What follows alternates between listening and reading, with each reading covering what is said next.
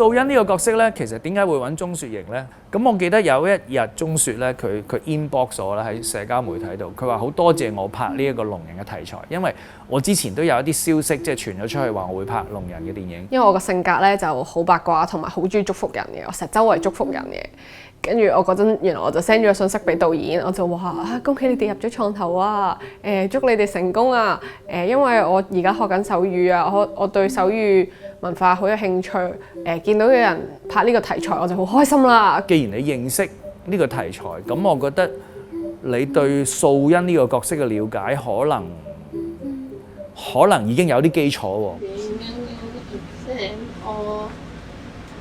Quantitative finance and investment fact。我覺得呢個可唔可以話係聾人口音？因為對我嚟講，其實每個人講嘢嘅語氣腔調都唔同啦。就只係我選擇素欣係點，佢係一個小心翼翼嘅人，佢係一個高材生，口語佢已經掌握得好好啦。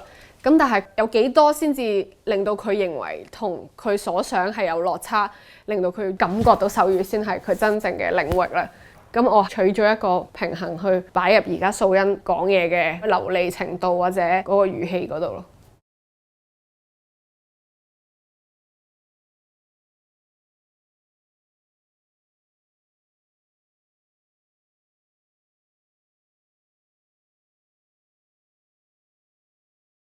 手語特訓我哋前後練咗我諗1年幾啦，咁我兩位老師就係阿 Kim 同埋海鳥啦。我哋個要求就係佢嗰個手語嗰個表現要符合佢個角色設定咯，就係一個聾人家庭聾校長大嘅人，佢要練到嗰一個純熟嘅程度咯，無論係用字 grammar、表情。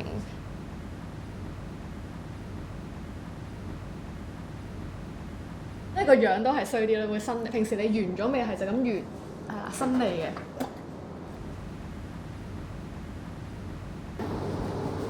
不言正正喎。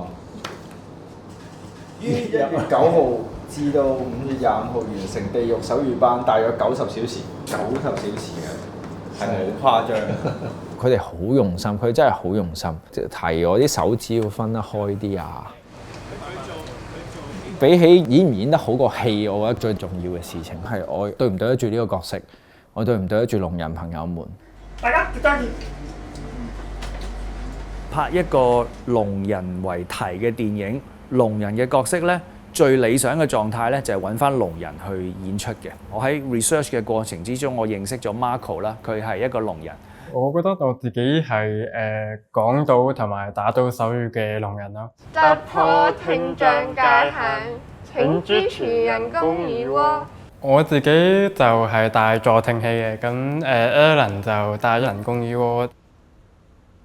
佢係一個素人，佢冇乜演出嘅經驗，但係我覺得佢嘅外形啊，佢自己嘅性格啊，佢嘅手語同口語嘅能力啊，都比較接近 Alan 呢個角色。其實喺拍之前咧，黃導演佢就特登帶咗我去真阿晶卡，教咗我好多點樣去為角色準備啦，點樣去處理佢入面個情緒啊，點樣去寫劇本功課啦。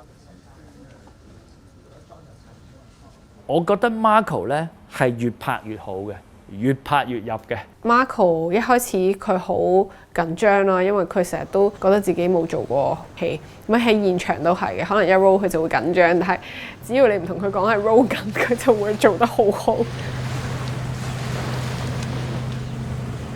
之前嘅話，我有同鐘雪亦都有溝通過，我係想做到呢個係一個3個人嘅戲，唔希望因為 Marco 經驗淺而凹咗落去。我哋喺事前會同佢混熟啊，希望令3個人嘅 energy 係可以升得到，然後似係一體嘅，令到呢個係一個3人一齊發光嘅一件事。何妨成就半身開始，何妨鬆手